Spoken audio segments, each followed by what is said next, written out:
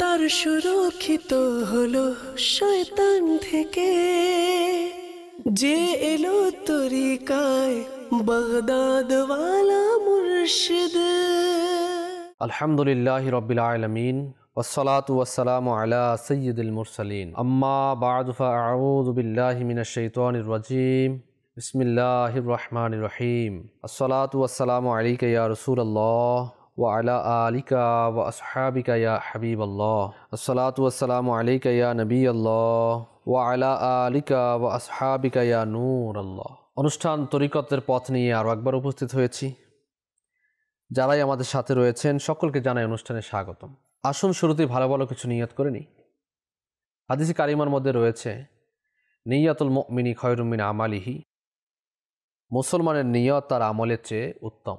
আল্লাহ ও তার রসূল সাল্লাল্লাহু আলাইহি ওয়াসাল্লামের সন্তুষ্টি অর্জন এবং সওয়াব অর্জনের নিয়তে অনুষ্ঠান তরিকতের পথ শুরু থেকে শেষ পর্যন্ত দেখবেন ইনশাআল্লাহ তাআলা। শিক্ষণীয় বিষয়বস্তুগুলো নিজে শিখব, অন্যের নিকট পৌঁছিয়ে সওয়াবের ভাগিদার হব। যখনই দুরূদ শরীফ পাঠ করতে বলা হবে, সল্লু আলাল হাবিব বলা হবে, তখন আমরা যে কোনো একটি দুরূদ শরীফ পাঠ করব। দুরূদে পাকের অগণিত ফজিলত এবং বারাকাত রয়েছে। প্রিয় আকা মক্কি মাদানী মুস্তাফা খাতামিন নবিয়্যিন ইমামুল মুরসালিন সাল্লাল্লাহু তাআলা আলাইহি ওয়া আলিহি ওয়াসাল্লাম ইরশাদ করেছে, অর্থাৎ দোয়া আল্লাহ তাআলার নিকট কবুল হয় না যতক্ষণ পর্যন্ত মুহাম্মদ সাল্লাল্লাহু আলাইহি ওয়াসাল্লাম এবং তার পরিবার পরিজনের প্রতি দরুদ প্রেরণ করা হয় না। সাল্লু আলাল হাবিব সাল্লাল্লাহু তাআলা আলা মুহাম্মদ সাল্লাল্লাহু তাআলা আলাইহি ওয়া আলিহি ওয়াসাল্লাম। সালাতাম ওয়া সালামুন আলাইকা ইয়া সাইয়্যিদি ইয়া রাসূলুল্লাহ সাল্লাল্লাহু আলাইহি ওয়াসাল্লাম। দর্শক শ্রোতা, আমরা বিগত পর্বগুলোতে তরিকত সম্পর্কিত আলোচনা শ্রবণ করেছি। আমরা অনেকেই উপকৃত হয়েছি, আর উপকৃত কেনই হব না? যখন কোরআন ও হাদিসের কথা, বুজুর্গানের দিনের বাণীসমূহ শ্রবণ করা হয়, তখন উপকার তো অবশ্যই হব আমরা ইনশাআল্লাহ তাআলা। তো আমরা আজকেরও কিছু বিষয় নিয়ে আলোচনা করব। আমরা বিগত কিছু পর্বে খাজা ফরিউদ্দিন মাসউদ গঞ্জে শাকর রহমতুল্লাহ আলাইহি ওনার নসিহাতপূর্ণ কিছু বাণী, যা তরিকতপন্থীদের জন্য খুবই জরুরি, যা আমরা এই অনুষ্ঠানের মাধ্যমে উপস্থাপন করার চেষ্টা করছি। আজকের ওনার কিছু বয়ান আমরা ইনশাআল্লাহ তাআলা আলোকপাত করার চেষ্টা করব। সাথেই থাকুন। আশা করি ইনশাআল্লাহ তাআলা অনেক কিছু আমরা জানতে পারবো, শিখতে পারবো, এবং ওনার নসিহাতগুলো যদি আমরা পালন করতে পারি, তার দুনিয়া এবং আখিরাত আমাদের জন্য উত্তম হবে ইনশাআল্লাহ তাআলা। উনি কিছু আলোচনা সুফি, দরবেশ, আল্লাহর ওলিদের নিয়ে করেছিলেন। তো ইরশাদ করলেন যে সব সময় দরবেশ সম্পর্কে, আল্লাহর ওলি সম্পর্কে, সুফি সম্পর্কে ভালো ধারণা রাখা উচিত, যার বরকতে সেও আল্লাহ সাহায্যপ্রাপ্তদের মধ্যে অন্তর্ভুক্ত হতে পারে।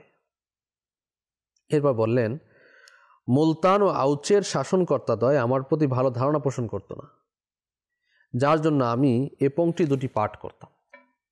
পংক্তি দুটি কি? দুঃখ এই যে আমার অবস্থার খবর তোমার জানা নেই, অতি শীঘ্র তুমি জানবে, তখন তুমি দুঃখ করবে। অনেক সময় দেখা যায় অনেককে, অনেক দরবেশ, আল্লাহর বলি আমাদের সমাজের মধ্যে বিচরণ করে থাকে, কিন্তু আমরা তাকে ওইভাবে মূল্যায়ন করি না, তাকে আমরা চিনি না, তার সাথে আমরা ঠাট্টা বিদ্রুপ করে থাকি। তো না চিনে আমরা, না জেনে আমরা এরকম করে থাকি। অথবা অনেকে জেনে বুঝেও করে। তো তারা তো হাদিসে কুদসির ফরমান মোতাবেক যে আল্লাহর ওলির সাথে শত্রুতা পোষণ করবে, আল্লাহ তার সাথে যুদ্ধ ঘোষণা করে। যে ব্যক্তি আল্লাহর ওলির সাথে শত্রুতা পোষণ করবে, কেউ জেনে বুঝে করলো, কেউ না জেনে করলো, তখন বলা হলো যে অতি শীঘ্রই তুমি জানবে, তখন তুমি দুঃখ করবে। যখন জানা হয়ে যায় যে ইনি আল্লাহর ওলি, দরবেশ, সুফি, আল্লাহ তাআলার প্রিয় ভাজন, আল্লাহ তাআলার প্রিয় বান্দা, তার সাথে বেয়াদবি হয়ে গেল, তার সাথে আমি এরকম আচরণ করলাম, তখন সে দুঃখ করে ফেলে। ততক্ষণে তার অনেক বড় ক্ষতি হয়ে যায়, যে ক্ষতি পোষানোর মতো থাকে না। তো পরিশেষে এমন অবস্থা হলো যে অমুসলিমগণ তার রাজ্যে আক্রমণ করলো এবং ছিন্ন ভিন্ন করে দিল। এরপর ফরিউদ্দিন মাসউদ গঞ্জে শাকর রহমতুল্লাহ আলাইহি বললেন, আমি একসময় সিস্তানে ভ্রমণরত ছিলাম, যখন শায়েখ আহাদউদ্দিন কিরমানির সঙ্গে আমার সাক্ষাৎ হয়েছিল। তিনি আমাকে বললেন, কল্যাণের পথে রয়েছে। তিনি আরও বললেন যে মাশায়েখদের খিদমত করে তুমি সৌভাগ্যবান হয়েছ। এবং আমার নিকট আসাও তোমার জন্য মঙ্গল বয়ে আনবে। এখানে 3টি কথা। নাম্বার 1, তুমি কল্যাণের পথে রয়েছ, মাশায়েখদের খিদমত করে তুমি সৌভাগ্যবান হয়েছ, এবং আমার নিকট আসাও তোমার জন্য মঙ্গল বয়ে আনবে। তো এখানে যে কথাটি আমাদের জন্য নসিহত সেটা হচ্ছে যে যারা মাশায়েখে কেরাম হবেন, যারা আল্লাহ তাআলার ওলি হবেন, যারা কামিল পীর হবেন, তাদের কাছে যাওয়া এটা কল্যাণের পথ। তাদের খিদমত করা এটা মঙ্গলের কাজ, এবং যে এই কাজগুলো করবে সে সৌভাগ্যবানদের মধ্যে অন্তর্ভুক্ত হবেন। তো আমরাও আজকে নিয়ত করি কামিল পীরকে আমরা খিদমত করব, তার সান্নিধ্যে যাব, তার কথা পালন করব, তার পদাঙ্ক অনুসরণ করব, এবং আমরা সৌভাগ্যবানদের মধ্যে নিজেকে অন্তর্ভুক্ত করে নিব ইনশাআল্লাহ তাআলা। খাজা ফরিদুদ্দীন গঞ্জে শাকর রহমতুল্লাহ আলাইহি বললেন যে আমি কিছুদিন থেকে গেলাম, আরও 10 জন দরবেশ তার মজলিসে উপস্থিত ছিল, যাদের প্রত্যেকেই সাহেবের নেয়ামত, আল্লাহ তাআলার নেয়ামত প্রাপ্ত ব্যক্তি ছিলেন। কারামত সম্পর্কে আলোচনা হচ্ছিল। তাদের মধ্যে হতে একজন বলে উঠলেন, কিছু কারামত প্রদর্শন করা দরকার। শায়েখ আহাদউদ্দিন কিরমানি রহমতুল্লাহ আলাইহি মজলিসের প্রধান ছিলেন। প্রত্যেকে বললেন, প্রথম কারামত আপনার কি প্রদর্শন করতে হবে? তিনি বললেন, এ শহরের শাসনকর্তা আমার প্রতি বিশ্বাস রাখে না এবং অনেক সময় আমাকে কষ্ট দেয়, তাই আজ ময়দান হতে তার আর ফেরা হবে না। তিনি এ কথা বলার পর একটু পরে একজন লোক এসে সংবাদ দিল যে এ শহরের শাসনকর্তা একটু আগে পলো খেলার সময় ঘোড়ার উপর থেকে পড়ে প্রাণ ত্যাগ করেছে। এক দরবেশ আমার দিকে তাকিয়ে বললেন, এবার আপনার পালা, কিছু প্রদর্শন করুন। আমি তাদের চোখ বন্ধ করতে বলে মুরাকাবায় বসলাম। একটু পরে মাথা উত্তোলন করে তাদেরকে চোখ খুলতে বললাম। দরবেশগণ চোখ খুলে তাকিয়ে দেখে তারা সশরীরে কাবা শরীফে উপস্থিত। যে তারা তাকিয়ে দেখলেন কি, সশরীরে কাবা শরীফে উপস্থিত। কিছুক্ষণ সেখানে থাকার পর একই নিয়মে মজলিসে প্রত্যাবর্তন করলাম। তারা কারামত দেখে বললেন যে হ্যাঁ, দরবেশ হতে হলে এমনই হওয়া দরকার। আমার কারামত দেখানো শেষ হলে আমরা তাদেরকে বললাম, আমাদেরটা তো শেষ করেছি, এবার আপনারা দেখান। তারা বললেন, দেখুন। এই বলে তারা নিজেদের মাথা খিরকার ভেতর প্রবেশ করালো এবং গায়েব হয়ে গেল। অবশ্য খিরকা ওখানেই পড়ে রইল। এরপর হুজুর আমাকে উদ্দেশ্য করে বললেন, মাওলানা নিজামুদ্দিন যে ব্যক্তি খোদার ইবাদত করে এবং তার খিদমতের প্রাপ্যের মধ্যে কসুর না করে, ত্রুটি না করে, আল্লাহ তাআলাও তার সন্তুষ্টিতে কাজ করেন। বদখশান দেশে শায়েখ ওয়াহিউদ্দিন জুন্নুন মিসরি রহমতুল্লাহ আলাইহির সঙ্গে আমার সাক্ষাৎ হয়েছিল। তিনি শহরের বাইরে এক নির্জন গুহায় বাস করতেন। তিনি শ্রেষ্ঠতর সোপানে অধিষ্ঠিত ছিলেন। তার এক পাও গুহার ভিতরে ছিল, অন্য পা কেটে গুহার বাইরে ফেলে রেখেছিলেন। এক পায়ের উপর ভর করেই তিনি ঐশী অচৈতন্য লোকে নিমজ্জিত হতেন। আমি তার নিকট গিয়ে সালাম পেশ করলাম। তিনি সালামের জবাব দিয়ে বসতে বলে পুনরায় ধ্যানমগ্ন হলেন। আমি তার নির্দেশ অনুযায়ী বসে রইলাম। তিনি 3 দিবারাত্র ওই হালে থাকার পর স্বাভাবিক অবস্থায় ফিরে আসলেন। তারপর আমাকে বললেন, হে ফরিদ, আমার কাছে এসো না, এলে চলে যাবে এবং দূরেও থেকো না, তাহলে বিযুক্ত থাকবে। কিছু কথা শুনে যাও। আমি 70 বছর হলো এই গুহায় বাস করছি। অদৃশ্য জগৎ হতে আমার জন্য আহার আসে। একবার এই রাস্তা দিয়ে এক মহিলা যাচ্ছিল, তার প্রতি আমার দৃষ্টি পতিত হয়, আমার অন্তরে কিছু বদখেয়াল সৃষ্টি হলো। আমি গুহা হতে বাইরে বেরোবার ইচ্ছা করলাম। হঠাৎ গায়েবী আওয়াজ হলো, ওহে প্রার্থনাকারী, তোর কি এই ইচ্ছা ছিল যে আমাকে ছাড়া অন্য কেউ কামনা করবি? এই আওয়াজ শোনার পর আমার মনে ধিক্কার এলো। চাকু আমার কোমরে ছিল, বের করে আমার যে পা আমি বাইরে বের করেছিলাম সেই পা কেটে বাইরে ফেলে দিলাম। এই ঘটনা ঘটেছে আজ 30 বছর আগে। আমি চিন্তিত আছি যে এজন্য কিয়ামতের দিন যখন ওই সম্পর্কে প্রশ্ন করা হবে তখন কি জবাব দেব। এরপর শাইখুল ইসলাম রহমতুল্লাহ আলাইহি বললেন যে সে রাত আমি সেখানেই ছিলাম। ইফতারের সময় কিছু দুধ এবং 10টি খেজুর আসলো। উর্দু লোক হতে নেমে এলো। আমি দুধের বাটি আর খুরমা তার সম্মুখে রাখলাম। তিনি বললেন যে, হে ফরিদ, প্রতিদিন 5টা খুরমা আসে, আজ অধিক যা এসেছে তা তোমার জন্য, এসো আহার করি। আমি আদব রক্ষার জন্য তার আদেশ পালন করলাম, আহার করলাম। অল্পক্ষণের মধ্যেই তিনি পুনরায় ধ্যানমগ্ন হয়ে ঐশী অচৈতন্য লোকে গমন করলেন। এ সময় বদখশানের খলিফা তার পরিষদ সহ সেখানে উপস্থিত হলেন। আদব সহকারে দাঁড়িয়ে রইল। তিনি তাদেরকে লক্ষ্য করে বললেন, কি বাসনা নিয়ে এসেছ? দেখুন, এখানে কিছু কথা না বললেই নয় যে আল্লাহর ওলিগণ যারা ধ্যানমগ্ন থাকেন এবং যারা বিভিন্ন সময় দেখা যায় যারা খাস কিছু লোক থাকে, কিছু আম লোক থাকে, যেমন সামরিক কিছু লোক থাকে, বেসামরিক কিছু লোক থাকে। যারা সামরিক বাহিনী থাকে তাদের শাস্তি কিন্তু একরকম সামরিক কোর্টে হয়ে থাকে, যারা বেসামরিক লোক তারা বেসামরিক কোর্টে হয়ে থাকে। শাস্তির ধারাও ভিন্ন এবং শাস্তিও ভিন্ন। সামরিক লোকের শাস্তি কঠোর হয়ে থাকে, কারণ তারা জেনে বুঝে এগুলো কেন করলো। বেসামরিক লোকের শাস্তি একটু সহজ হয়ে থাকে। যারা বিশেষ ব্যক্তিবর্গ থাকে, যেমন রোজা আমরা পালন করি, তো ফায়দানে সুন্নাতের মধ্যে আমির আহলে সুন্নাত দামাত বরকাতুহু আলিয়া লিখেছেন, বিশেষ ব্যক্তিবর্গের রোজা একরকম, সাধারণ মানুষের রোজা আরেক রকম হয়ে থাকে।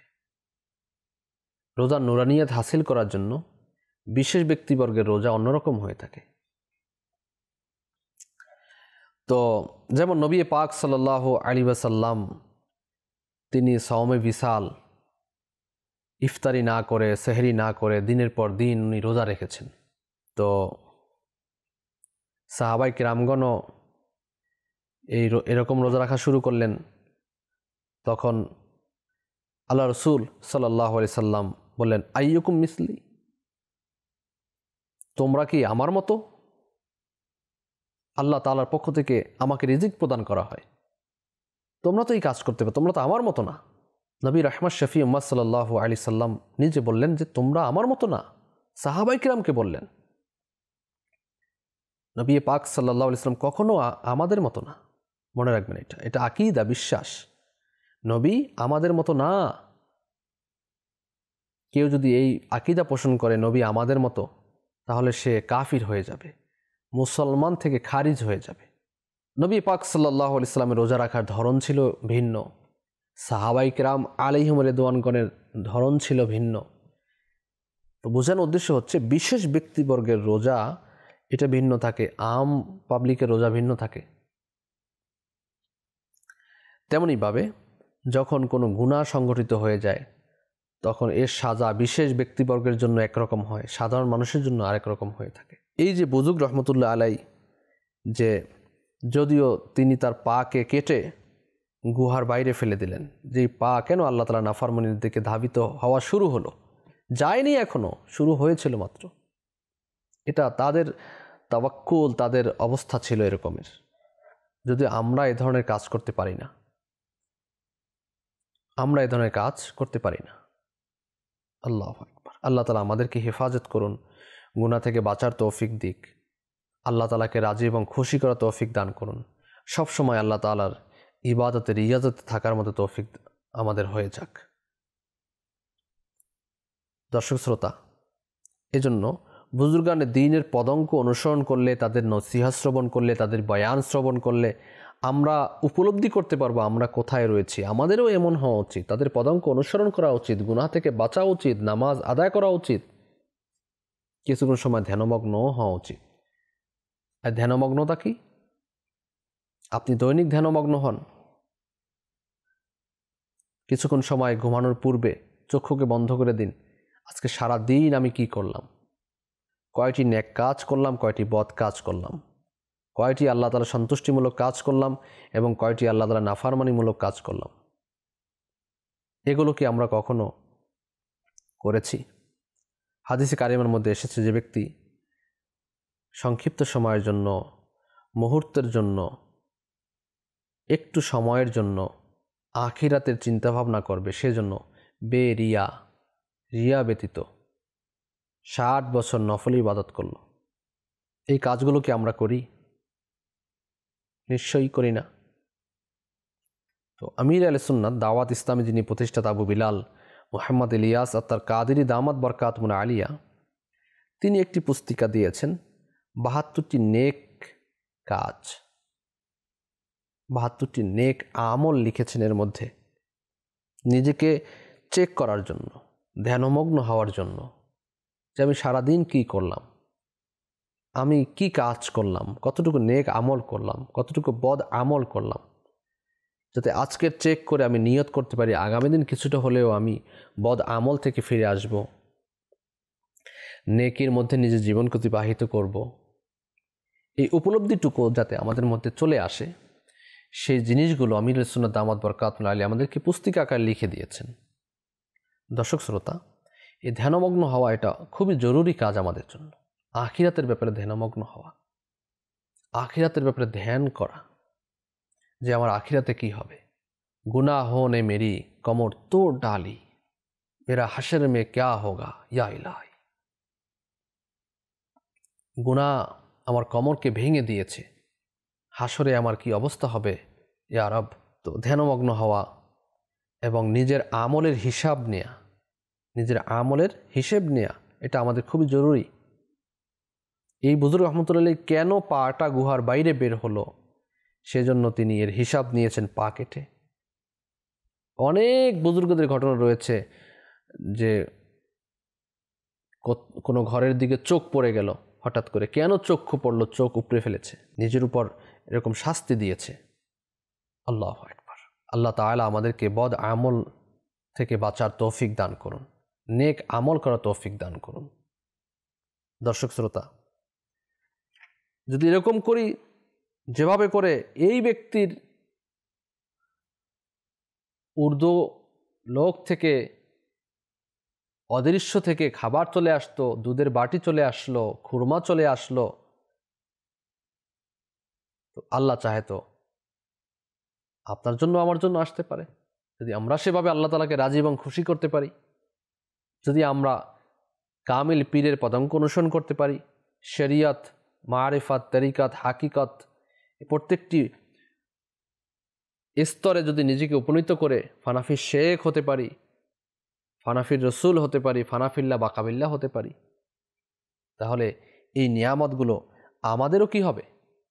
আমাদেরও নসিব হবে ইনশাআল্লাহ তাআলা, আমাদেরও নসিব হবে। সেজন্য আমাদেরকে চেষ্টা করতে হবে, আমাদেরকে সাধনা করতে হবে, আমাদেরকে হালাল হারাম বেছে চলতে হবে। হারামের দিকে যাওয়া যাবে না, হারাম থেকে বাঁচতে হবে, আর নয়তো আমরা পথভ্রষ্ট হয়ে যাব, আমাদের ঠিকানা জাহান্নাম হয়ে যাবে, যা সহ্য করার ক্ষমতা আমাদের কারো মধ্যে থাকবে না। দর্শক শ্রোতা, সেজন্য তরিকত এমন একটা ব্যাপার, একটা সুলুকের পথ, এই পথের মধ্যে নিজেকে নিয়ে আসা এটা খুবই জরুরি একটা ব্যাপার, এবং এই কাজগুলো আমাদের সম্পাদন করা খুবই জরুরি রয়েছে। কামিল পীরের সবকগুলো আদায় করা, কামিল পীরের পদাঙ্ক অনুসরণ করা, কামিল পীর থেকে ফয়েজ প্রাপ্ত হওয়া, এটা খুবই জরুরি একটা ব্যাপার। এর মাধ্যমে আল্লাহ ও তার রাসূল সাল্লাল্লাহু আলাইহি ওয়াসাল্লাম রাজি এবং খুশি হবেন, জান্নাতের পথের দিকে আমরা অগ্রসর হতে পারবো ইনশাআল্লাহ তাআলা।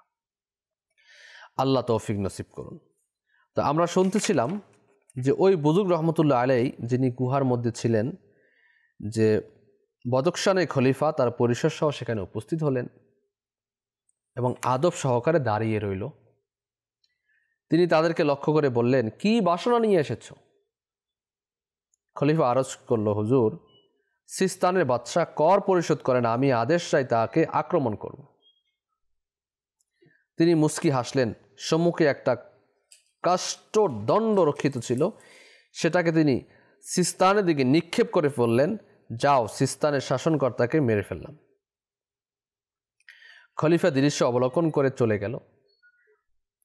কয়েকদিন পর সেখানকার রাজ কর্মচারী অনেক মালপত্র নিয়ে এলো এবং বলল, সিস্তানের শাসনকর্তা দরবার কক্ষে এসেছিল, হঠাৎ প্রাচীর ফাঁক হয়ে গেল এবং সেখান থেকে এক ব্যক্তি হাতে একটি লাকড়ি নিয়ে আবির্ভাব হলো এবং ওই লোকটি সেই কাঠ দিয়ে বাদশার গর্দানে আঘাত করতে তার মস্তক দেহ হতে বিচ্ছিন্ন হয়ে গেল এবং একটা আওয়াজ হলো, শায়েখ ওয়াহিদ এখনো বদকশানে আছে। এই হাত তারই ছিল যে হাত দিয়ে বাদশাকে মারা হলো। শাইখুল ইসলাম এরপরে বললেন, বেশ কয়েকদিন আমি তার খিদমতে উপস্থিত ছিলাম, পরে নির্দেশ পেয়ে চলে এলাম। আমি তার নিকট হতে বহু ফয়েজ দয়া লাভ করেছি। প্রিয় ইসলামী ভাইরা, এটা হচ্ছে আল্লাহর ওলিদের আল্লাহর পক্ষ থেকে ক্ষমতা। আল্লাহর ওলিদেরকে আল্লাহ তাআলা কিছু স্পিরিচুয়াল পাওয়ার দান করেছেন, যা সবাইকে দান করেন না। আল্লাহ তাআলা দান ক্রমে আল্লাহর ওলিগণ এই সকল কাজগুলো সম্পাদন করে থাকেন। বিভিন্ন সময় বিভিন্ন কারামত দেখিয়ে থাকেন, বিভিন্ন অলৌকিক কাজ সংঘটিত হয়ে থাকে। আর আমরা এর পূর্বে আজকের বয়ানের মধ্যে জানতে পারলাম যে ওই কারামত দেখানো হয়েছে, যে আপনি কারামত দেখান, এক আপনার পালা তো তার পালা। তো মনে রাখবেন, আল্লাহর ওলি থেকে আমরা কেউ কারামত দেখাতে বলবো না, এটা ঠিক না। তারা সকলেই আল্লাহর ওলি ছিলেন, সকলেই দরবেশ ছিলেন, সবাই খুশ গল্পে মেতেছিলেন। তাদের মধ্য থেকে এই ঘটনা বাইরে বেরিয়ে আসলো এবং কিতাবে লিপিবদ্ধ হয়েছে। তো আমরা যারা রয়েছি, আমরা যারা কোনো কামিল পীরের মুরিদ হলাম অথবা কোনো পীরের কাছে বায়াত গ্রহণ করব, তার কাছ থেকে আমরা কোনো কারামত দেখতে চাইব না। মনে রাখবেন, কোনো আল্লাহর ওলি থেকে কারামত প্রকাশ হওয়া এটা শর্ত না যে কারামত প্রকাশ হলেই এটা সে আল্লাহর ওলি হবেন, এরকম কোনো কথা কিতাবে লেখা নেই। আল্লাহর ওলি হওয়ার জন্য যে শর্তগুলো, তার মধ্যে আলিম হওয়ার শর্ত রয়েছে, শরীয়তের ফুল পাবন্দ হওয়ার শর্ত রয়েছে। তো সেজন্য আমরা যেখানেই যাব, যেখানেই যাই না কেন, আমরা এই জিনিসগুলো অবশ্যই খেয়াল রাখব, যে এমন যেন না হয়ে যায় কোনো দরবারে গেলাম আমরা, আল্লাহর ওলিকে বললাম যে কারামত দেখান, এরকম না। কারামত দেখাতে বলা যাবে না, কারামত দেখাতে বলা যাবে না। যদি কারামত সংগঠিত হয়ে যায় তা অবলোকন করব, ঠিক আছে, কিন্তু কারামত দেখাতে আমরা বলবো না। আল্লাহ তাআলা আমাদেরকে বুঝার এবং আমল করার তৌফিক দান করুন। দর্শক শ্রোতা, আজ এ পর্যন্তই। আগামী পর্বে আমরা অন্য কোনো বিষয়বস্তু নিয়ে আলোচনা করবো ইনশাআল্লাহ তাআলা। কোনো বুজুর্গের বাণী, কোনো নসিহত, কোনো বয়ান আমরা এই তরিকতের পথ অনুষ্ঠানে বয়ান করার চেষ্টা করব। সাথেই থাকুন। আজকের যে নসিহতগুলো আমরা শ্রবণ করেছি, আজকের যে আলোকপাতগুলো আমরা শ্রবণ করেছি, এগুলো যারা মনোযোগ সহকারে আমরা শ্রবণ করলাম, তো এগুলো আমরা অবশ্যই স্মরণ রেখে এরপর আমল করব ইনশাআল্লাহ তাআলা। এর মধ্যে একটি হচ্ছে যে আল্লাহর ওলিদের প্রতি ভালো ধারণা পোষণ করতে হবে। দরবেশদের প্রতি, সুফিদের প্রতি, আল্লাহর ওলিদের প্রতি কি রাখতে হবে? ভালো ধারণা পোষণ করতে হবে। কখনো খারাপ ধারণা পোষণ করা যাবে না ইনশাআল্লাহ তাআলা। দ্বিতীয়ত হচ্ছে কোনো আল্লাহর ওলি থেকে কারামত দেখাতে বলা যাবে না, এটা করা যাবে না। তৃতীয়ত হচ্ছে আমরা গুনাহ থেকে নিজেকে অবশ্যই বিরত রাখবো, আল্লাহ তাআলার নাফরমানি করা থেকে নিজেকে বিরত রাখবো ইনশাআল্লাহ তাআলা। আল্লাহ তাআলা আমাদেরকে তৌফিক দান করুন, আমিন। বিজাহিন নবিয়্যিল আমিন সাল্লাল্লাহু তাআলা আলাইহি ওয়া আলিহি ওয়াসাল্লাম। সাল্লু আলাল হাবিব সাল্লাল্লাহু তাআলা আলা মুহাম্মদ সাল্লাল্লাহু আলাইহি ওয়াসাল্লাম। ঈমান তার সুরক্ষিত হলো শয়তান থেকে, যে এলো তরিকায় বাগদাদ ওয়ালা মুর্শিদ।